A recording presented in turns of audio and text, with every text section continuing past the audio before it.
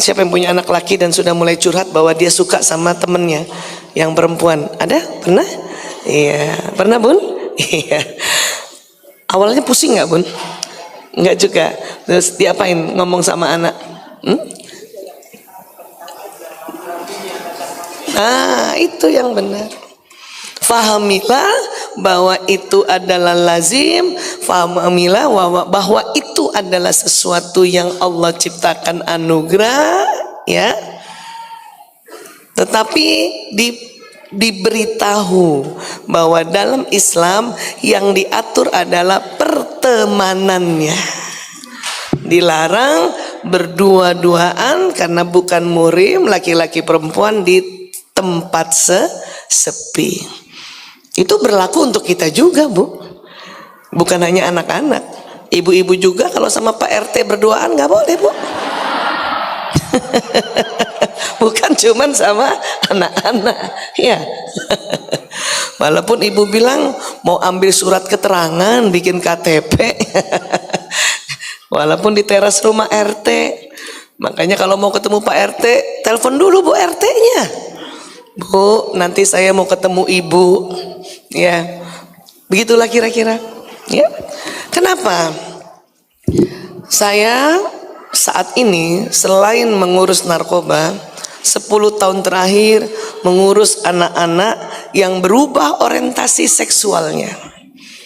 Yang tadinya seorang anak laki-laki tertarik, benar-benar tertarik, ya, dengan seluruh jiwanya kepada temannya yang perempuan.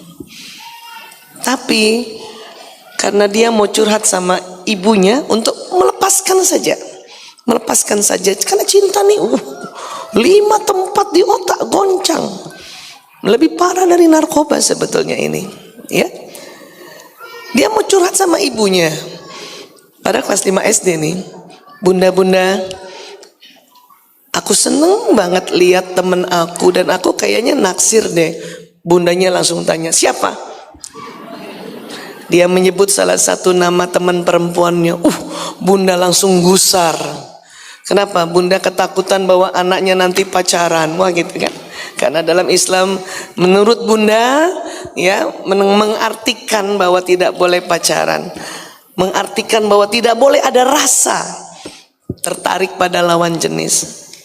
Mengartikannya itu, bukan mengartikan mengatur pertemanan. Apa yang terjadi? Dilarang. Kalimatnya salah soalnya. Nggak boleh. Teman kamu laki-laki saja, muhrim kamu anak laki-laki saja. Hati-hati. Kelas 5 SD kaget karena nggak boleh, padahal dia lagi jatuh cinta. Kemudian kalimat bundanya adalah teman kamu laki-laki saja, muhrim kamu anak laki-laki saja.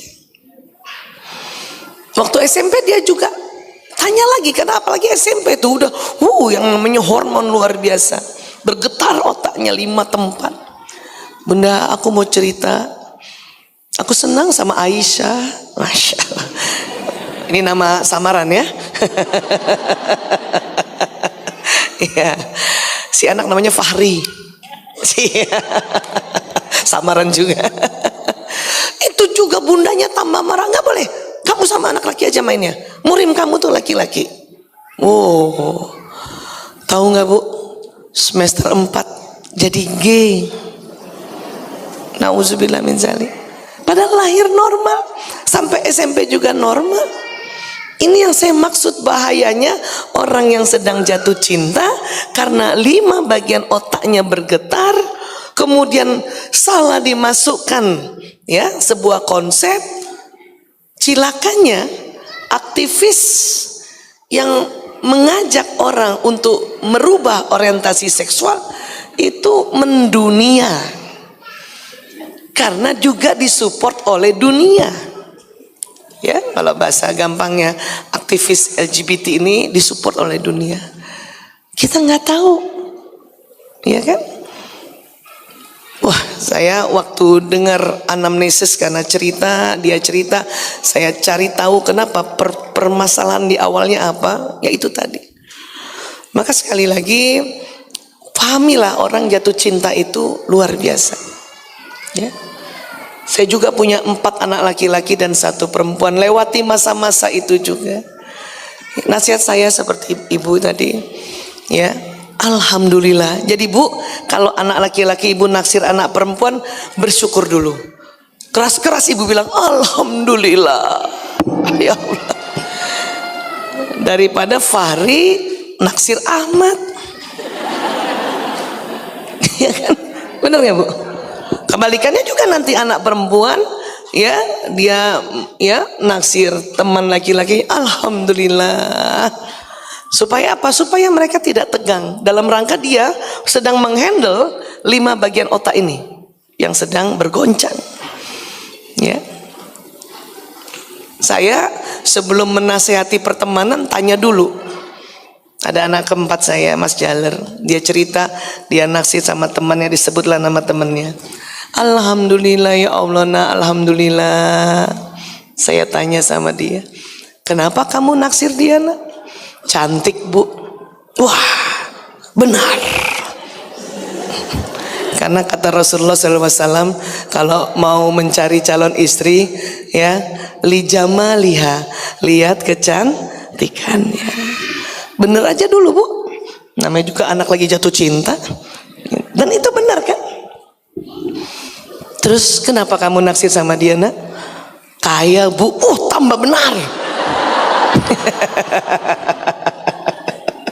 Karena arti dari, mungkin arti kasar dari 5 liha, karena hartanya, atau bisa juga karena kepintarannya, kecerdasannya, ya. Terus kenapa lagi nak? Ya, anak pejabat bu. Tambah benar. Kenapa? Lina Sabia. Nanti baru kita betulin, ya. Ya. Supaya apa? Supaya dia mau cerita, agar 5 bagian otak ini tenang. Ya. Narkoba aja yang 3 bagian otak ngebetulinnya lama bu. Apalagi yang 5 daerah bagian otak yang terguncang. Ini anak-anak dulu ya, sebelum kita nih orang dewasa. Ya bu? Iya. Terus apalagi nak? Pancing. Sampai mungkin dia cerita, tapi bu, Masya Allah bu, hafalan dia lebih banyak dari aku. Nah ini dia, didiniha. Ya. Dan waktu kita gembira gitu, ekspresikan aja, nggak apa-apa. Anak sekarang kan seneng juga kalau ibunya punya ekspresif. Anak sekarang paling males cerita sama orang tuanya kalau orang tuanya mukanya datar. Apalagi waktu dia cerita lucu, dia sudah ketawa, ibunya belum ketawa, bapaknya belum ketawa. Anak sekarang tuh males banget ya. Ya. Ibunya mikir lagi apa lucunya gitu. Hati-hati loh bu, kalau anak mulai SDK, SMP, apalagi SMA, dia cerita lucu dan kita masih mikir apa lucunya, nggak ikut ketawa, bahayanya apa? Dia akan cari orang di luar rumah untuk bisa tertawa bersama. Ya, hati-hati pas diajak ketawa nih bandar gimana. Maka ibu kalau anaknya cerita lucu, ketawa aja dulu bu. Ya Allah, Masya Allah, Masya Allah. Pas dia pergi, apa lucunya? Bisa begitu kira-kira. Ya bu ya, Masya Allah. Jadi kembali tadi pengalaman kami. Jadi saya bilang sama anak laki-laki saya, iya nak, Masya Allah, kamu rupanya sudah mulai tahu kriteria-kriteria untuk mencari pasangan hidup yang sejati nanti. Oh itu kriteria ya bu? Iya. Tapi memang yang paling penting yang tadi terakhir nak, lidini ya. Kamu lihat dia bacaan Qur'annya lebih hebat, kamu lihat dia sholatnya tegak dan sebagainya ya. Nah baru masuk tadi. Yang ibu minta nak, jaga pertemanan, tidak berdua-duaan di tempat sepi. Kalau aku mau ngobrol di kelas bu, banyak teman-teman, ya nggak apa-apa kan rame. Kalau aku mau ajak makan, ajak sama teman-teman juga. Kalau aku mau ajak nonton film, ajak sama teman-teman. Suatu ketika dia minta uang nonton film. Waktu dia sebut jumlahnya banyak. Terus saya bingung, loh emang karcis film sekarang mahal nak? Enggak, kan ibu bilang suruh ajak teman-teman. Jadi aku juga ajak teman-teman. Karena aku kepengen juga ajak dia nonton, Bu. Makanya aku bikin pengumuman di kelas, siapa mau ikut nonton film? Satu kelas, Ibu. Akhirnya kita harus konsekuensi terhadap sebuah nasihat kita sendiri ya. Iya, saya modalin dia. Terus saya bilang makanannya sama minumannya bayar sendiri-sendiri ya, karena itu lebih mahal. Walaupun duduk jauh-jauhan. Maklumlah anak-anak lagi jatuh cinta 5 bagian. Dikit-dikit dia lihat ke temennya itu, bukan lihat filmnya. Tanpa diduga yang perempuan juga. Pas bersamaan begini cuman. Tapi begitulah jatuh cinta. Kita tidak bisa saklek-saklek banget, Bu. Ya. Karena bisa jadi menyimpang. Karena di luar rumah banyak banget orang-orang yang sengaja memberikan informasi bahwa ya, menikah pada sesama jenis itu jauh lebih menguntungkan karena tidak akan baper. Gitu tuh propagandanya. Tapi ternyata dari anamnesis atau curhatan pasien-pasien kami, justru saya menemukan riset kesimpulan bahwa ya, menikah dengan sesama jenis memang tidak bikin baper, tapi membosankan. Membosankan. Karena sama semuanya. Dari ujung rambut sampai ujung kaki. Maksud saya, kulit laki-laki itu kan lebih tebal, kulit perempuan lebih tipis. Kalau suami istri, laki-laki perempuan karena lebih tipis dibelai sedikit oleh suaminya, perempuan sudah seneng banget. Ya, ini bayangkan kalau laki-laki sama laki-laki, dia nggak membelai tapi pukul-pukulan sudah. Karena kulitnya tebal, karena dibelai nggak rasa, dan membosankan. Ya, paham ya?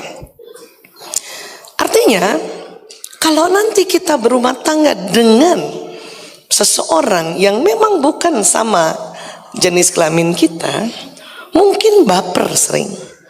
Tetapi ini merindukan atau menyenangkan. Ibu, kalau ibu habis bertengkar atau berantem sama suami, habis itu tambah mesra bukan? Coba mengakulah. Iya kan? Apalagi setelah saling memaafkan. Ya Allah. Ya nggak sih? Iya.